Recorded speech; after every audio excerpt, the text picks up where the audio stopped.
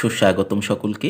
আজকের এই পর্বে আমরা আলোচনা করব 2021 সালে কলকাতা বিশ্ববিদ্যালয়ের বাংলা অনার্সের তৃতীয় সেমিস্টারের CC6 অর্থাৎ ষষ্ঠ পত্রে যে প্রশ্নগুলি এসেছিল সেই প্রশ্ন নিয়ে। বিশেষ করে যে ছোট প্রশ্ন ছিল 15টি, সেই 15টি ছোট প্রশ্ন নিয়েই মূলত আজকের এই পর্বে আলোচনা করব। আমরা এর পূর্বে পঞ্চম পত্র থেকে 19, 20, 21, 22 এবং CC6 এই পেপার থেকে 19, 20 এই বছরগুলির প্রশ্নপত্র, বিশেষ করে ছোট প্রশ্ন নিয়ে আলোচনা করেছি। 2023 সালের জন্য সম্ভাব্য প্রশ্ন বা সাজেশান নিয়ে আলোচনা করেছি। যারা সেই সমস্ত আলোচনাগুলো দেখনি তারা অবশ্যই পূর্ববর্তী আলোচনাগুলো দেখে নেবে।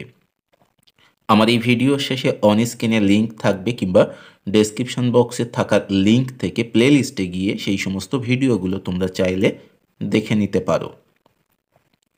চলো তাহলে শুরু করা যাক আজকের প্রশ্নোত্তর পর্ব। প্রথম যে প্রশ্নটি রয়েছে 8 দাগে, অষ্টাধ্যায়ী কে রচনা করেন? অষ্টাধ্যায়ী রচনা করেন পাণিনি। গীর্ণার অনুশাসন কোন ভাষার নিদর্শন? এটি দক্ষিণ পশ্চিম প্রাকৃত ভাষার নিদর্শন। পালি ভাষা কোন যুগের নিদর্শন? মধ্য ভারতীয় আর্য ভাষার। পরের অভিজ্ঞান শকুন্তলম নাটকে কোন প্রাকৃত ভাষা ব্যবহার করা হয়েছে? মহারাষ্ট্রী প্রাকৃত, সৌরসেনী প্রাকৃত, মাগধী প্রাকৃত। পরের প্রশ্ন, মধ্য ভারতীয় আর্য ভাষার সময়কাল নির্দেশ করো। খ্রিস্টপূর্ব 600 থেকে খ্রিস্টীয় 900। এ প্রসঙ্গে বলে রাখি, প্রাচীন ভারতীয় আর্য ভাষা, মধ্য ভারতীয় আর্য ভাষা, নব্য ভারতীয় আর্য ভাষা এবং নব্য ভারতীয় আর্য ভাষার মধ্যে প্রাচীন বাংলা, আদি মধ্য বাংলা, অন্ত মধ্য বাংলা এবং আধুনিক বাংলা, এই প্রত্যেকটি স্তরের সময়সীমা সম্পর্কে কিন্তু স্বচ্ছ ধারণা রাখতে হবে। সাধারণত প্রতি বছর এখান থেকে এই সালের উপর থেকে একটি করে প্রশ্ন অবশ্যই থাকে, অর্থাৎ বিস্তৃতিকাল বিষয়ক একটি প্রশ্ন থাকে সাধারণত। পরের প্রশ্ন,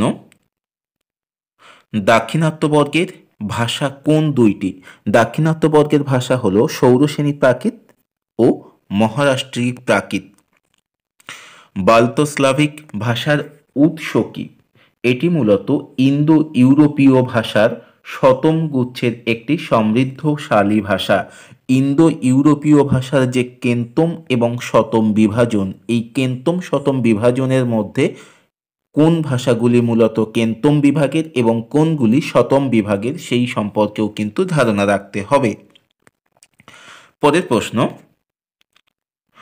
গোঠে হইতে আসি আম্ভি বুড়ি গোয়ালিনী নিম্ন রেখ অনুসর্গের সাহায্যে কোন কারকের অর্থ প্রকাশ পেয়েছে?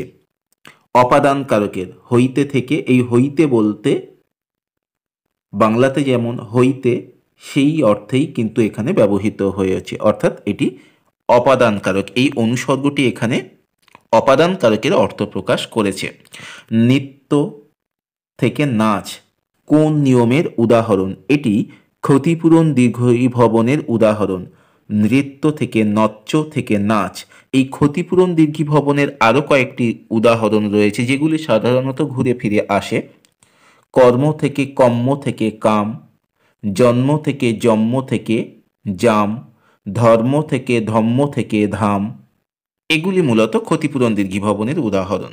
পরের প্রশ্ন, বাংলা ভাষা কোন প্রাকৃত ভাষা থেকে উদ্ভূত? মাগধী প্রাকৃত থেকে বাংলা ভাষা উদ্ভূত। পরের প্রশ্ন, চর্যাপদে সন্ধ্যা ভাষা বা সান্ধ্য ভাষা বলতে কি বোঝো? চর্যাপদে সান্ধ্য ভাষা বা সন্ধ্যা ভাষা বলতে মূলত আলো আঁধারি ভাষাকেই বোঝানো হয়েছে, অর্থাৎ যে ভাষার অর্থ সম্পূর্ণরূপে সাধন পথের প্রতীক ভিন্ন বোঝা সম্ভব নয়। পরের প্রশ্ন, অন্তমধ্যযুগের বাংলায় কোন ছন্দের সর্বাধিক ব্যবহার লক্ষ্য করা যায়? পয়ার ছন্দের ব্যবহার সর্বাধিক লক্ষ্য করা যায়। পরের প্রশ্ন, গধিকা রাক্ষাচি বান্ধি দিয়া জাল ধরা রেখাঙ্কিত শব্দটিতে কোন ভাষাতাত্ত্বিক বৈশিষ্ট্য লক্ষ্য করা যায়?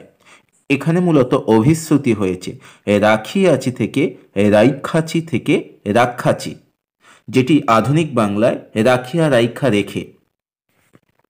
পরের প্রশ্ন, আচার্য সুনীতি কুমার চট্টোপাধ্যায় রচিত ODBL গ্রন্থটির সম্পূর্ণ নাম কি? Origin and development of the Bengali language. এই ছিল 2021 সালে আসা তৃতীয় সেমিস্টারের CC6 পেপার থেকে 15টি ছোট প্রশ্ন এবং তার উত্তর।